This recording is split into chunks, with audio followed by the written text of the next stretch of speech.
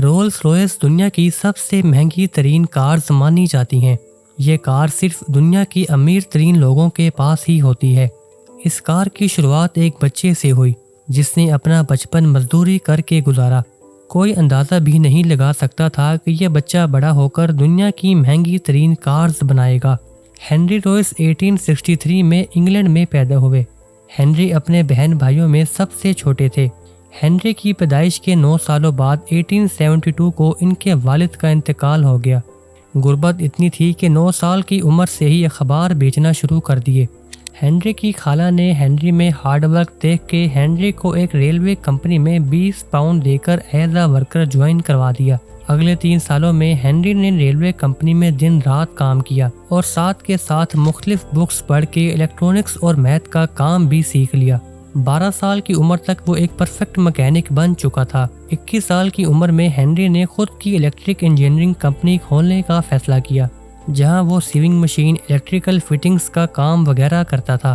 1900 تک کمپنی کی sales 20,000 pound تک ہو چکی تھی۔ اسی دوران ہنری رویس کی طبیعت خراب ہونے لگ گئی۔ ڈاکٹر نے ایڈوائس دی کہ ہنری کو گھر میں ریسٹ کرنے کی ضرورت ہے اور سفر کے لیے کار کا یوز کرے۔ اسی لیے ہنری نے ڈیکوویل نام کی کار خرید لی۔ اس نیو کار میں اوور ہیٹنگ، سلو بریکس جیسی چھوٹی چھوٹی بہت سی پرابلمز تھی۔ ہنری نے اس کار میں مائنر موڈیفیکیشن کرنے کا فیصلہ کیا، لیکن دیکھتے ہی دیکھتے ہنری نے کمپلیٹ کار ہی ری ڈیزائن کر ڈالی اور یہ کار اوریجنل کار سے زیادہ لگژری اور سپیریئر تھی۔ انہوں نے اپنی چھوٹی سی ٹیم بنائی اور نیو کار کو اسمبل کرنا شروع کر دیا۔ آخرکار ہنری نے 10 ہارس پاور 2 سلنڈر والی کار بنا ہی ڈالی، جو ہر ایکسپیکٹ جیسے کوائٹنس، لائٹنس، ڈیورابلٹی، ریلائبلٹی اور ہر کار سے پرفیکٹ تھی۔ 1904 میں اس سے روڈ ٹیسٹ بھی کیا گیا اور پہلے ہی روڈ ٹیسٹ میں اس نے 5000 کلومیٹر کا سفر طے کیا۔ اب انہوں نے ورلڈ کلاس کار تو بنا لی تھی، لیکن وہ ان کارز کو پوری دنیا تک پہنچا نہیں سکتے تھے۔ اسی دوران شروعات ہوتی ہے سٹوری کے دوسرے مین کریکٹر کی، چارلس رولس۔ ایک دن رویس اپنی کار کو ایک ایگزیبیشن میں پریزنٹ کر رہے تھے۔ اسی دوران اس پر چارلس رولس کی نظر پڑی۔ Charles Rolls world superior quality car business کرتے تھے اور ان کو ایک لگژری کار میکر کی تلاش تھی۔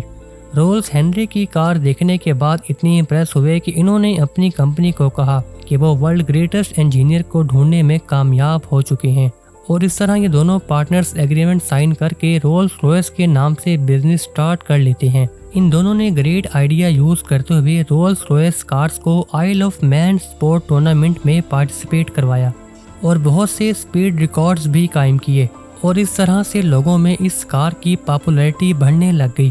صرف یہ ہی نہیں، رولس رویس نے اور بھی بہت سے کار ٹیسٹ پاس کیے، جیسے سلور گھوسٹ نامی کار ماڈل کو لانچ کر کے اسے 75 دنوں تک مسلسل 24,000 کلومیٹر تک چلایا۔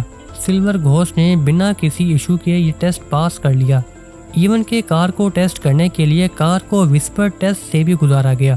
کار کے بونٹ کے اوپر کوئن کو بیلنس کر کے چلایا گیا۔ اس سے پروو ہوتا ہے کہ یہ کار ٹوٹلی سموتھ ہے، اور دیکھتے ہی دیکھتے یہ کار ورلڈ پاپولر کار بن گئی۔ اس وقت کے کوئن کنگ اور لیڈر کے لیے یہ شاہی گاڑی مانی جاتی تھی۔ ناظرین، اب رولس اور رویس کا بزنس سکسیسفل چلنے لگ گیا کہ اچانک سے ایک حادثہ ہو گیا۔ 12 جولائی 1910 کو رولس رائٹ فلائر نیم کا پلین اڑا رہے تھے۔